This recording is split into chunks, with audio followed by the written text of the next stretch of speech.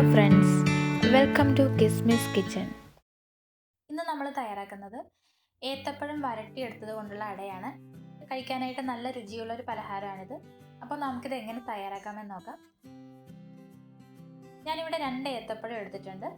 നന്നായിട്ട് പഴുത്ത ഏത്തപ്പഴം നോക്കി തന്നെ എടുക്കണം. ഇനി ഇതിൻ്റെ ഉള്ളിലെ കറുത്ത അരിയൊക്കെ ഒന്ന് കളഞ്ഞിട്ട് ചെറുതായിട്ട് അരിഞ്ഞെടുക്കാം. ഇത് അരിഞ്ഞെടുത്തപ്പോൾ 2 കപ്പോളം ഉണ്ട്. പിന്നെ വേണ്ടത് 1.25 കപ്പ് നല്ല ഫൈനായിട്ട് പൊടിച്ച വറുത്ത അരിപ്പൊടിയാണ്. ഈ പൊടിയൊന്ന് വാട്ടിയെടുക്കാനായിട്ട് 2.5 കപ്പ് വെള്ളം എടുത്തിട്ടുണ്ട്. 1 കപ്പ് ചിരകിയ തേങ്ങ, 1.5 കപ്പ് ശർക്കര. അപ്പോൾ നമുക്ക് ആദ്യം തന്നെ ഈ ശർക്കര ഒന്ന് പാനിയാക്കി എടുക്കാം. അതിനായിട്ടൊരു പാത്രത്തിലേക്ക് എടുത്തു വച്ചിരിക്കുന്ന ശർക്കര ചേർക്കാം. ഇനി 1/2 കപ്പ് വെള്ളം കൂടി ചേർത്ത് ഇതൊന്ന് ഉരുക്കിയെടുക്കാം.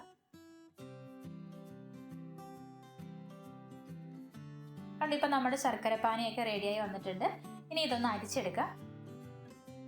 ഇനി നമുക്ക് പഴവും തേങ്ങയൊക്കെ ഒന്ന് വരട്ടിയെടുക്കാം.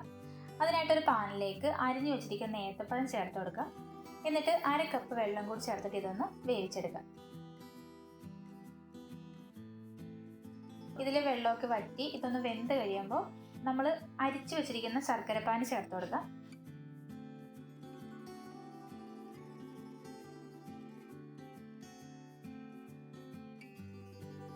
ഇനി ഇത് കുറച്ചൊന്ന് വറ്റി കഴിയുമ്പോൾ നമ്മൾ എടുത്തു വച്ചിരിക്കുന്ന തേങ്ങ ചേർത്തിട്ട് നല്ലപോലെ ഒന്ന് മിക്സ് ചെയ്ത് കൊടുക്കാം.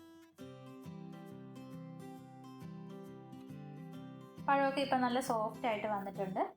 ഇനി നമുക്കിതൊന്ന് ഉടച്ചു കൊടുക്കാം. ഇപ്പോൾ നല്ലപോലെ ഉടച്ചെടുത്തിട്ടുണ്ട്. ഇനി ഇതിലേക്ക് 1 ടീസ്പൂൺ ഏലക്ക പൊടിച്ചതും 1/2 ടേബിൾ സ്പൂൺ നെയ്യും കൂടി ചേർത്ത് കൊടുക്കാം. എന്നിട്ട് 1-2 മിനിറ്റും കൂടി ഇതൊന്ന് ഇളക്കി കൊടുക്കാം. നമ്മൾ ഈ നെയ്യ് ചേർത്ത് കഴിയുമ്പോൾ തന്നെ ഈ ഫില്ലിങ്ങിന് നല്ല ഒരു സ്മെല്ലൊക്കെ ഉണ്ടാവും.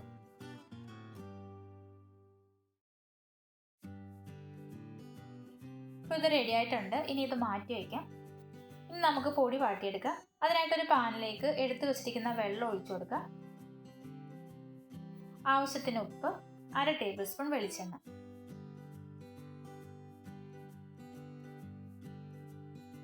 ഇനി ഇത് തിളയ്ക്കാൻ തുടങ്ങുമ്പോഴേക്കും തീ നന്നായിട്ട് കുറച്ച് വെച്ചിട്ട് നമ്മൾ എടുത്തു വെച്ചിരിക്കുന്ന അരിപ്പൊടി ചേർത്ത് കൊടുക്കാം. എന്നിട്ട് നല്ല പോലെ ഒന്ന് മിക്സ് ചെയ്ത് കൊടുക്കാം. ഇതുപോലെ ഒന്ന് പൊടി വാട്ടിയെടുത്തിട്ടാണ് നമ്മൾ അട തയ്യാറാക്കുന്നതെങ്കിൽ അട നല്ല സോഫ്റ്റ് ആയിട്ടിരിക്കും. ഇനി ഒരു 5 മിനിറ്റ് സമയത്തേക്ക് ഇതൊന്ന് അടച്ചു വയ്ക്കാം. എന്നിട്ട് വേറൊരു ബൗളിലേക്ക് മാറ്റിയിട്ട് നല്ല പോലെ ഒന്ന് കുഴച്ചെടുക്കാം. ഈ മാവ് കുറച്ച് അയഞ്ഞ പരുവത്തിലായിരിക്കണം, എങ്കിലേ നമുക്കിത് ഈസി ആയിട്ട് പരത്തിയെടുക്കാൻ പറ്റുള്ളൂ. ഇപ്പോൾ പാകത്തിന് കുഴച്ചെടുത്തിട്ടുണ്ട്. ഇനി ഇത് അടച്ചു വയ്ക്കാം. കണ്ടോ, ഈ വലുപ്പത്തിൽ മുറിച്ച ബട്ടർ പേപ്പറിലാണ് ഞാനിത് പരത്തിയെടുക്കുന്നത്. കനം കുറച്ച് തന്നെ പരത്തിയെടുക്കണം. നമ്മൾ ഈ ബട്ടർ പേപ്പർ നനയ്ക്കേണ്ട ആവശ്യമൊന്നുമില്ല. മാവ് കയ്യിൽ ഒട്ടിപ്പിടിക്കുന്നുണ്ടെങ്കിൽ കൈയൊന്ന് നനച്ചിട്ട് പരത്തി കൊടുത്താൽ മതി. നിങ്ങൾ വാഴയിലയിലാണ് തയ്യാറാക്കുന്നതെങ്കിൽ കുറച്ചും കൂടി നല്ലൊരു ടേസ്റ്റൊക്കെ ഉണ്ടാവും. വാഴയില കിട്ടാനില്ലാത്തവരാണെങ്കിൽ മാത്രം ഇതുപോലെ ചെയ്താൽ മതി. എന്നിട്ട് ഒരു സൈഡിൽ മാത്രം ഫില്ലിങ് വെച്ചിട്ട് ഇതൊന്ന് മടക്കി കൊടുക്കാം. കണ്ടോ, ഇതുപോലെ തയ്യാറാക്കി എടുത്താൽ മതി. നമുക്ക് ബാക്കി കൂടി തയ്യാറാക്കി എടുക്കാം. ഇനി ചൂടായ തവയിലേക്ക് ഇത് വെച്ച് കൊടുക്കാം. എന്നിട്ട് കുറച്ച് വെള്ളം കൂടി തളിച്ചിട്ട് ഇതൊന്ന് അടച്ചു വയ്ക്കാം. നമ്മളിങ്ങനെ വെള്ളം ഒന്ന് തളിച്ചു കൊടുക്കാമെങ്കിൽ ബട്ടർ പേപ്പർ കരിയത്തും ഇല്ല, ആവിയിൽ അട പെട്ടെന്ന് വെന്തും കിട്ടും. ഇതുപോലെ വറുത്തെടുക്കാതെ ആവിയിൽ വേവിച്ചെടുത്താലും മതി. ഇപ്പോഴും നല്ല ടേസ്റ്റാണ് ഇത് കഴിക്കാനായിട്ട്. ഇനി ഇതൊന്ന് മറിച്ചിട്ട് കൊടുക്കാം. കണ്ടോ, ഇപ്പോൾ ഇതിൻ്റെ കളറൊക്കെ മാറി ഒരു സൈഡ് വെന്തിട്ടുണ്ട്.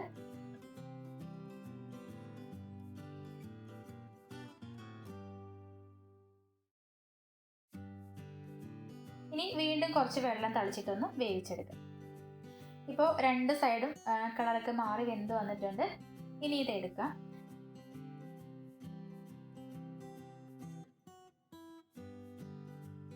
കണ്ടോ, അടയെല്ലാം തയ്യാറാക്കി എടുത്തിട്ടുണ്ട്.